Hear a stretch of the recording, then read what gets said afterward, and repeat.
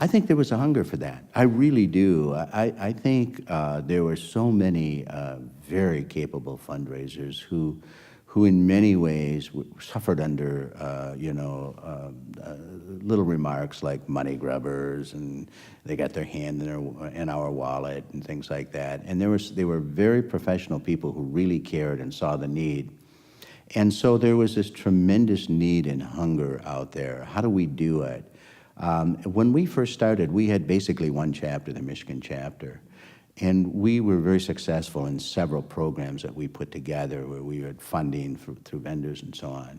And one of the things we said, and I just was very, very strong in this, is that we can't just keep building up Michigan. We can't make people drive from all over. Let's seed programs throughout the state. Let's give them resources and so on. So we started moving around the state, giving several $1,000s for them to get started in mailings and so on so they could meet. We didn't want those people driving from all over. So the Mid-Michigan chapter and the Lansing, the Capital chapter, and there were chapters throughout that we really focused on, the Greater Detroit chapter and so on.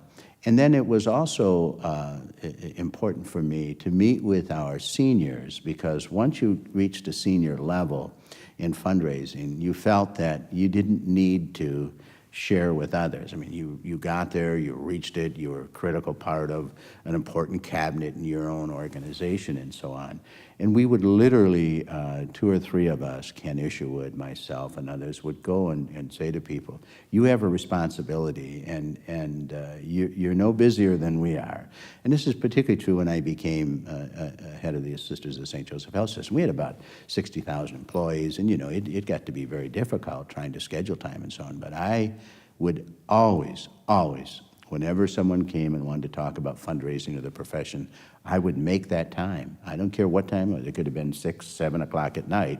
I would do that, and I just would say to all of the others, that is your responsibility. I don't care how high you are in the organization. You can be a vice president of a great university and so on. You have a responsibility. You must do that. You have to be mentors. It's the only way we're really going to build that strength and professionalism.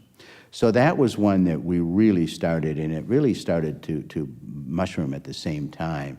And when I became president in '93, we had a kind of a scandal where at the national level, I became chair of the board at the national level, and so an attorney had advised that since we didn't have the right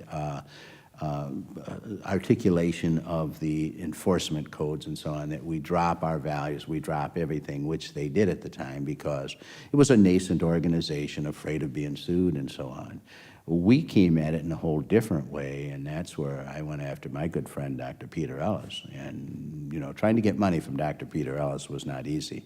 You had to work and justify and so on. And so one day I'm so frustrated with him as he's putting me through the hoops on this request that we have. And I said, Peter, you're so concerned about the professionalism of our industry and so on. Here's a chance we can change it. Here's a chance that you can help us.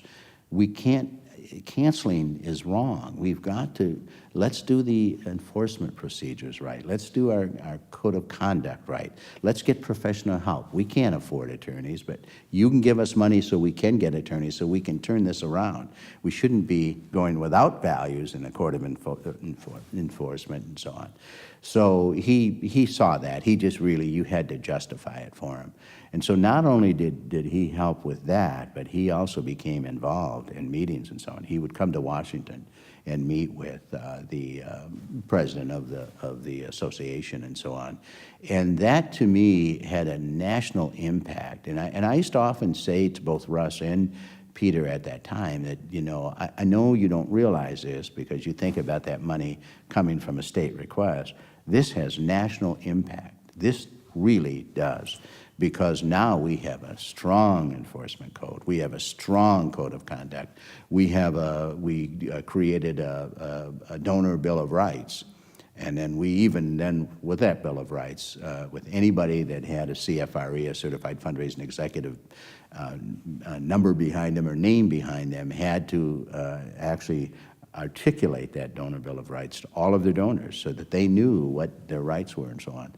We couldn't do that at the national level without that involvement and those monies. So that, to me, they were the best investment that Kellogg could make, and it really did have a national impact. It's a very strong organization today, but Kellogg's fingerprints and handprint and footprint, in some cases, it's on all of that.